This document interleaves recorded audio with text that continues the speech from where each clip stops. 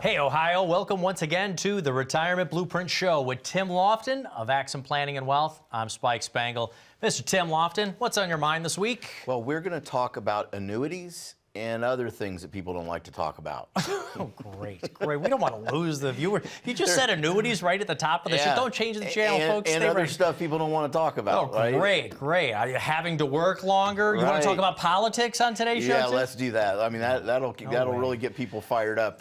Listen, people will call in. I don't think those are the phone calls we're going to want to. I don't think the call center would appreciate those phone calls that we get.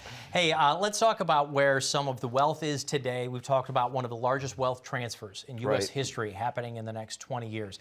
As our baby boomers are moving into retirement and this large peak 65 of people turning retirement age and going into retirement, we're also going to have to transfer these assets. Now, a lot of it, yes, is investments, but there's also a lot of it in another sector. Where are a lot of the assets held? Actually, a majority of the assets are actually held in real estate. There's about $156 trillion of assets in America. Half of those are owned by baby boomers. A large percentage of that is in real estate. Okay, so how do we're keeping those houses. Even the prospect of downsizing today seems to be, I don't know, that seems to be on hold, a little bit of a pause button, because a lot of folks are talking about transferring the home within our own family, trying to keep that property because home prices are so high right now. We could see a European kind of shift where maybe we do start to have two generations living in a household right now. Well, and remember, Spike, downsizing today is not downsizing. A lot of times when we say downsizing, we're thinking both the size of the house and the cost of the house.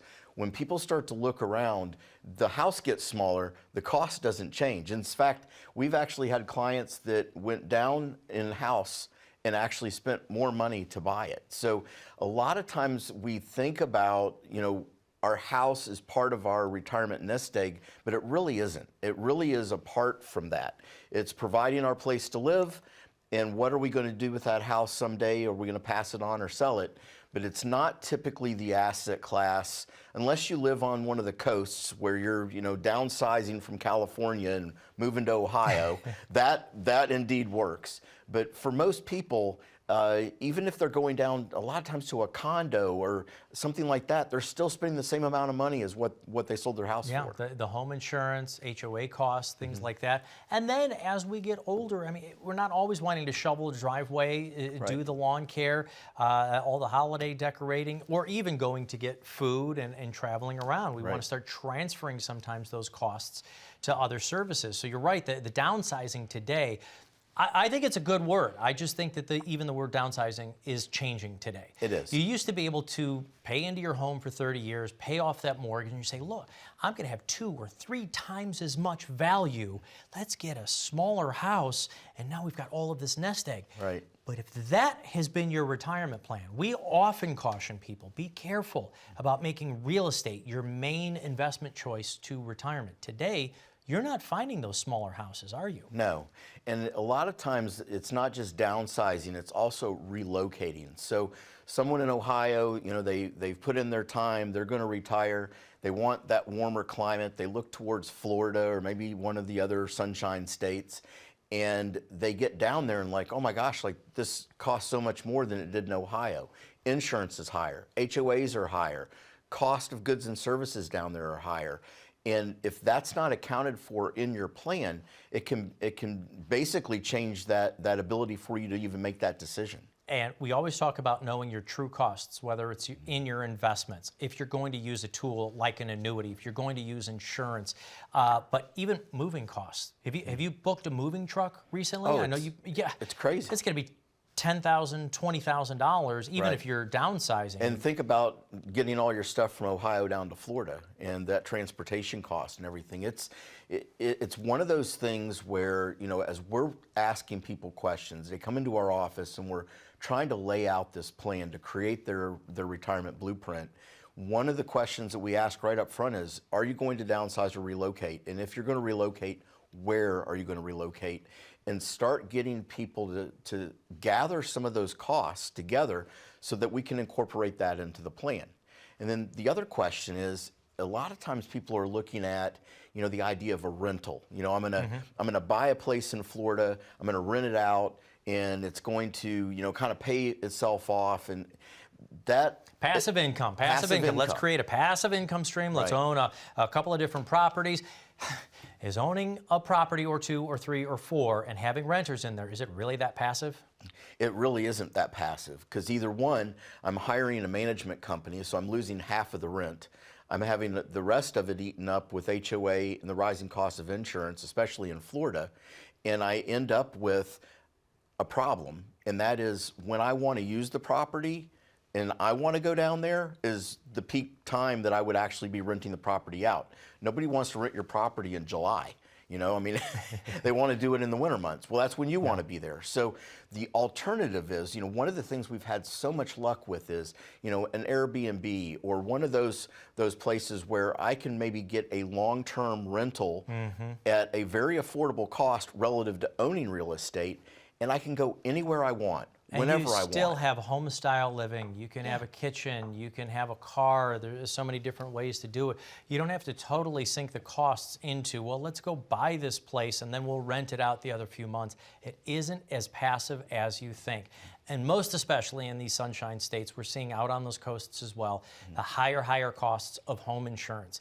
We even reported on stories on WHIO on the radio show on 2 of the largest insurance companies no longer offering brand new homeowners insurance in California and Florida because of things like natural disasters.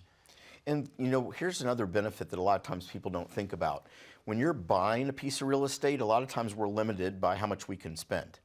When I'm renting, I can all of a sudden, I can be on the beach. I can have that ocean view. I can have those things that maybe I wasn't going to spend $1 million, $2 million to buy that condo, but I can lease that condo for less than what I could have bought something for and actually have it exactly the way I wanted. And if something breaks, I pick up the phone, I call. If I decide I don't like that area anymore, I go to a different area. It creates flexibility inside of the plan and allows people to get out of it what they want, which is that couple of months where they're not dealing with Ohio winters. And while you're letting your passive growth happen in your investment accounts, so you can use those dollars later.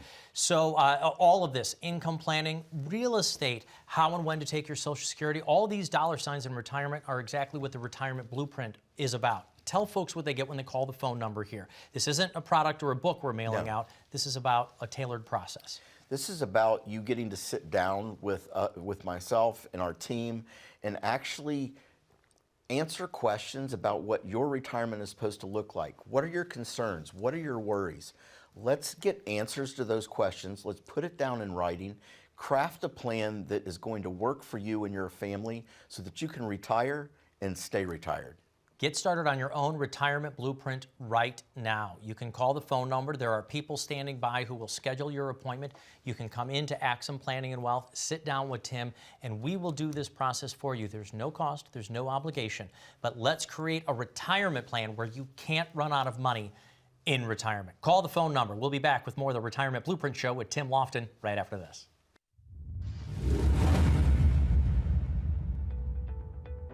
My most rewarding moment for helping clients is seeing the fear of the unknown disappear from their face. Some people are worried about a potential nursing home stay. Some, it's market volatility and losing their money in their investment. Some are just genuinely concerned about the direction of the economy. But for the most part, the whole taking away of fear and concern starts with having a plan. Not something off the shelf, but something customized to that family, where we can sit down and get to know them intimately, to understand what their hopes and dreams are. What do they want to have happen after they're gone? And make sure that those things happen. The Retirement Blueprint is exactly that. It's a blueprint for retirement. It's built off of the 5 cornerstones of retirement planning. That's developing an income plan, creating a tax plan, an estate plan, a long-term care and health care plan, and of course, the investment plan. And the best part is we have a team of people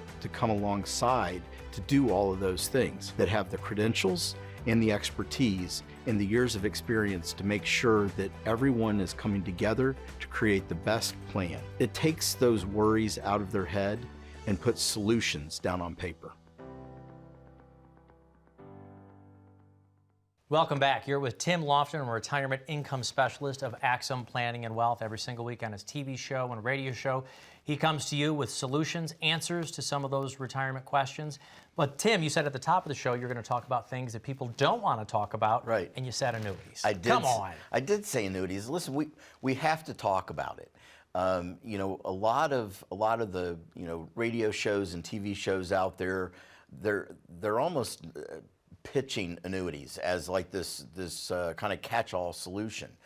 And so where I am on the world of annuities is they are a great product, they can be a good fit, but they're not for everybody. And my concern is always, if somebody is considering purchasing an annuity, my first question is why? What's it going to do for you? What does it cost? How does it work? How does it fit your plan?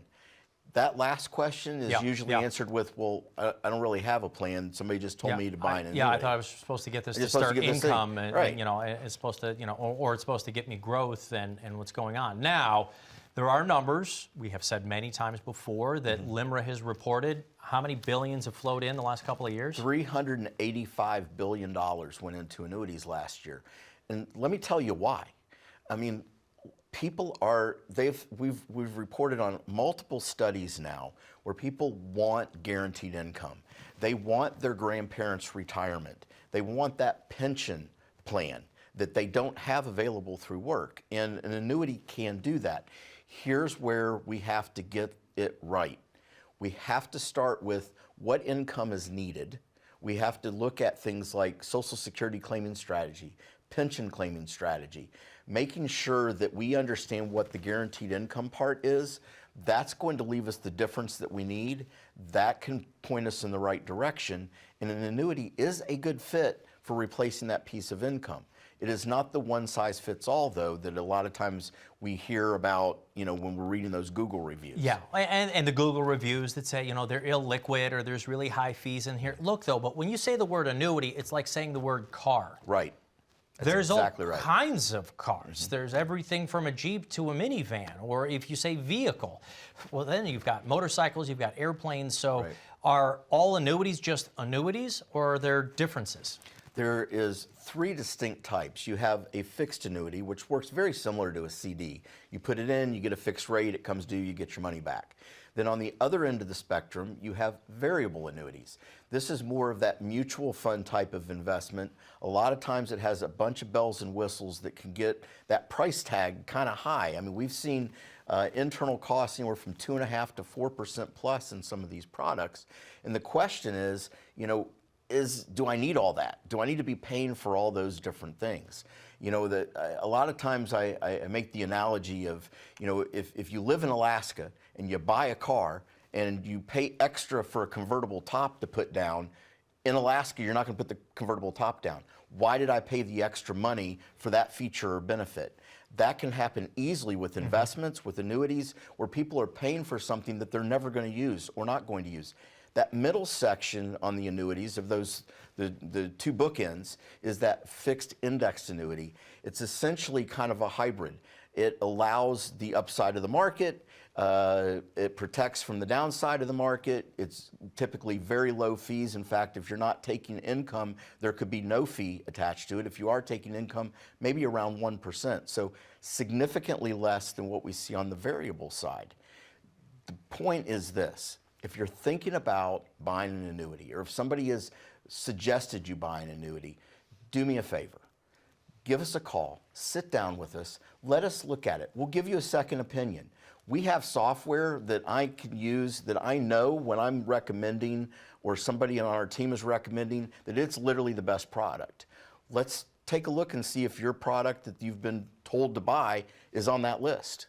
And we also understand that there are surrender times and charges on these things, but even the insurance companies themselves, I don't know if this is good or bad, but they're offering things that are called bonuses, 5% or 10% or 15% to cover the cost of making an exchange like that. And look, these are being offered by the same insurance companies that had lower rate products before. These products are based on the interest rates that are available. So when we're talking about the refinancing your retirement is the exact opposite of refinancing your mortgage. Interest rates have gone down. When they have gone down, you refinance your mortgage. But the interest rates went up. And so you've been telling people to refinance these tools. Yeah, if you have an annuity that you've owned for 5, 6+ years, there is a very good opportunity there that you can get a much higher rate than what you have gotten up until this point, because when they bought that, rates were very low.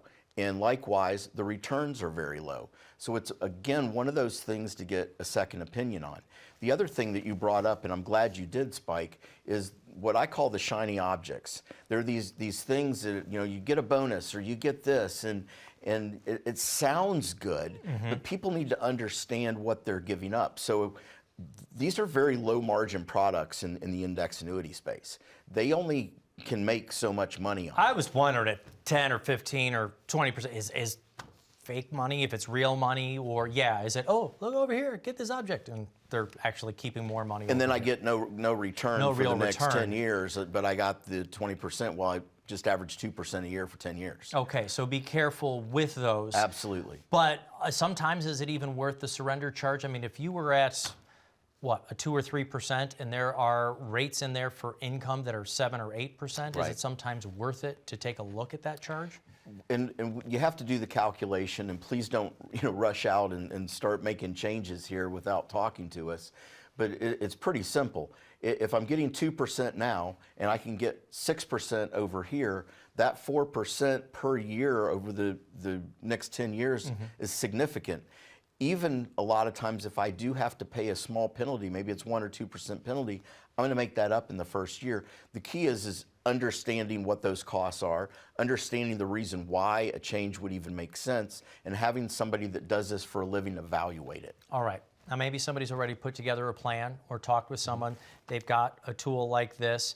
They're not sure. Maybe this is one of the first times they're watching your show or the 10th time they're watching one of the programs. If they come in with an annuity or an insurance product that has an interest rate, you'll review it, but no cost, no obligation. You're not pitching them in this meeting? No. I mean, listen, our job is to put a plan together. We're going to look at what you currently have, and more importantly, what you have, what is it supposed to do? What are you expecting from your investments? What are you expecting from your pension and Social Security? How does that factor into your future retirement?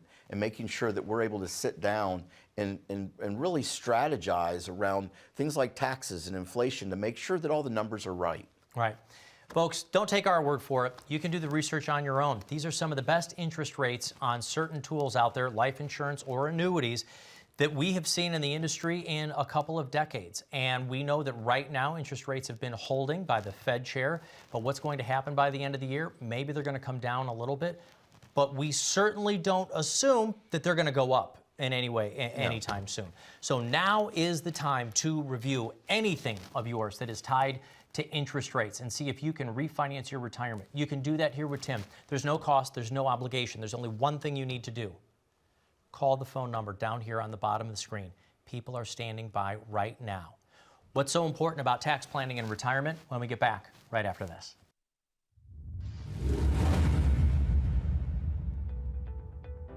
My most rewarding moment for helping clients is seeing the fear of the unknown disappear from their face. You know, some people are worried about a potential nursing home stay. Some, it's market volatility and losing their money in their investment. Some are just genuinely concerned about the direction of the economy. But for the most part, the whole taking away of fear and concern starts with having a plan. Not something off the shelf, but something customized to that family, where we can sit down and get to know them intimately, to understand what their hopes and dreams are. What do they want to have happen after they're gone? And make sure that those things happen. The retirement blueprint is exactly that. It's a blueprint for retirement. It's built off of the 5 cornerstones of retirement planning. That's developing an income plan, creating a tax plan, an estate plan, a long-term care and health care plan, and of course, the investment plan. And the best part is we have a team of people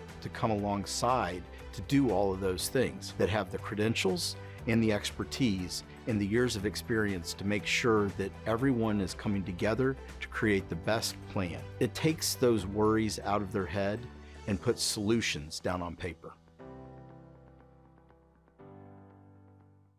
Welcome back to the Retirement Blueprint Show with Tim Lofton of Axum Planning and Wealth. We're talking about things that you don't want to talk about in retirement today. So let's finish it up with taxes. Yeah, nobody wants to talk about taxes. But it can be one of the ways that we actually keep more money in our pocket. Taxes, I think, are maybe when we were learning about finances in our youth, delayed gratification. Here's something where we can do some hard work right now to really enjoy tax-free income in retirement later down the road. The delayed gratification of doing the hard work. How do we do it, Tim? Well, first of all, let's start off with what tax is, right? A fine is a tax for doing wrong.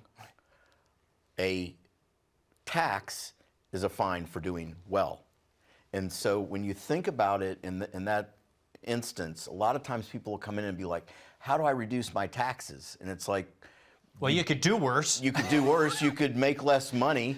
You could have your investments tank. Nobody wants to do that. But what if we thought about taxes a different way in that, you know what, this is a tax for doing well. It's a fine for doing well. I did everything I was supposed to do. I have a good job. I make good money. I understand part of it's going to go out, but let's not give away more than we have to. Let's make sure that we are paying the minimum amount of taxes. We're not in the tax elimination business here. We're in the tax minimization business. Everybody has to pay taxes. The question is, how much do you have to pay? What strategies can you put into place to maybe reduce that tax benefit? That's where you were leading here. Yeah. Is maybe we have to pay a little bit more tax over the next 3, 4, 5 years to avoid a lot of tax over the next 30. And let's explain what that is. This isn't through legislation or just choosing to pay more in tax. The choosing is possibly doing something either like a Roth conversion from what you have, or if you're still working, using a Roth 401k if you can, paying your taxes now. The reason, folks, I'm serious about this. This window could go away. I don't know when or how. Right. Well, I know how. Through legislation, it could disappear. But there's a lot of talk about it. There's a lot of talk about getting rid of this. The Roth is, listen, you know, people say all the time, you know, do you think life insurance, you know, that's money that grows tax-free? Do you think that that'll go away? Well, no, I don't think it'll go away because there is hundreds of millions of dollars spent in Washington every year to make sure by these insurance companies that legislation stays in place. Nobody's spending a dollar to keep the Roth IRA tax-free or to even make it an option. Right. So what we can do right now is pay taxes on our investments, on our savings, on brackets that we know. We've said it several times. We know that the tax brackets are set to sunset end of 2025. Again, let's not focus on the red side or the blue side. Your money is green. Whoever gets into office, gets back into office, because it would be both of them getting back into office. Whoever gets back into office, we don't know if they're going to keep the tax rates where they're at, if they're going to let them sunset, if they're going to let them sunset under a certain amount. We've heard things like 400,000, hopefully keeping where they're at. That already sounds so complicated. I'm like, there's no way that Congress passes that. So if we feel the taxes are going to go up, wouldn't you rather pay taxes now in some of the lowest tax? This is like, I think, the third lowest tax bracket cumulatively in U.S. history. Taxes could very likely go up in the near future. So Roth conversions, again, you said over 2 or 3 years, not something we necessarily want to do all at once or can do all at once. I mean, well, typically when we're putting together the strategy, again, we want to pay the least amount of taxes possible. So a lot of times what we'll do is we'll find the tax bracket that they're closest to, and then we just maximize that. So if they make $100,000, but they can make up to $150,000 and stay in the same tax bracket, we might do $50,000 worth of conversion each year over a number of years to get them there. It really just depends on the individual. Before you start looking at running out there tomorrow, calling your advisor and saying, hey, I want to do Roth conversion, there's a lot of math behind this. There needs to be some analytics placed on your current situation, your current tax situation, how much do you already have tax-free, how much do you have pre-tax, how much do you have taxable. The plan will show us what makes the most sense. And then lastly, we've got to make sure that once we do that Roth conversion, that we're making the right investments inside that Roth. We see mistakes made all the time. I know I'm going to pay the taxes. I've lost 15, 18, 20, 22%. I got to make that up. I'm not going to be conservative with my investments in my Roth IRA. It doesn't make sense. If that's your plan, you probably shouldn't be doing the conversion in the first place. Right. And then where are we? You're saying we're losing the 15 or 18%. Do you suggest taking out the money that you need to pay in taxes from that account that you're converting? Or do we need to have this on the sidelines? Is there a preference? Well, there's obviously a preference. I mean, ideally, we have the cash on the sidelines to just pay that. And so that we're literally keeping all of that money as we go into the conversion. But the math that we run, the calculation that we do is assuming that the taxes are being paid out of that distribution. If we don't have to do that, it just makes it that much better. You said another tax mistake, though, is claiming Social Security too early. A lot of folks are taking it early. They're afraid it's not going to be there completely, so they're saying, hey, I'm going to take it now and start loading it up. I'll just go put it over in a savings account or even an investment account because I'm working and I don't need it. But you said there's a tax issue. This can be a huge tax mistake. If I claim my Social Security at 62, but I'm still working until I'm 64, 65, 66, 67, I'm losing a majority of that benefit. And so again, on paper, it sounds like, hey, this makes sense. I'm going to turn on Social Security early. I'm still working, so I don't need it, and I'm just going to save it and let it grow, except that about 2/3 of it potentially are going away because you make too much money. Social Security wasn't designed to turn it on and keep working. Unless you wait till age 67, now I can make as much money as I want, in theory. Now that strategy makes sense. So again, some of these things that we hear ideas and we're like, oh, that sounds really good. They've got to kind of go through that filter of understanding what the impacts are on other areas making that choice. The small mistakes, that is definitely not one of them that you'd want to find out after you've turned on your Social Security.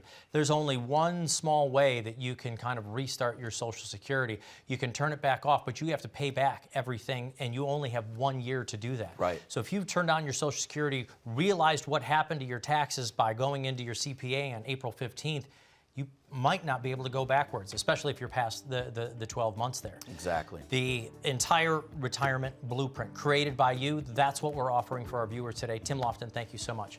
Folks, you can call the number on the bottom of the screen there and get started on your own retirement blueprint. It's a comprehensive plan tailored for you and your family. Income, investments, estate planning, taxes, healthcare choices, how and when to take your Social Security. That's what the Retirement Blueprint is about. That's what Tim created for every single one of you out there watching our program. You can call the phone number and get started on yours. Thanks for watching. We'll be back next week.